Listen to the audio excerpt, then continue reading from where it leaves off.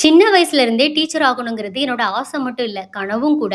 Thoothukudi VOC college of எஜுகேஷன்ல தான் நான் BEd படிச்சேன். அந்த காலேஜ் வெறுமனே எனக்கு டீச் பண்றதுக்கு மட்டும் சொல்லிக் குடுக்காம, என்ன ஒரு நல்ல நடத்தை உள்ள, நல்ல பண்புள்ள ஒரு பெண்ணா உருவாக்குனதே அந்த கல்லூரி தான். நெறைய வேல்யூஸ் அந்த காலேஜ் எனக்கு குடுத்துருக்கு. ரொம்ப நாளைக்கு அப்புறம் கேரக்டர் சர்டிஃபிகேட் வாங்கக்காக காலேஜுக்கு போயிருந்தேன். சர்டிஃபிகேட் வாங்கிட்டு அங்க இருக்கக்கூடிய டீச்சர்ஸ்ட்ட பிளெஸ்ஸிங்கும் வாங்கிட்டு வந்தேன்.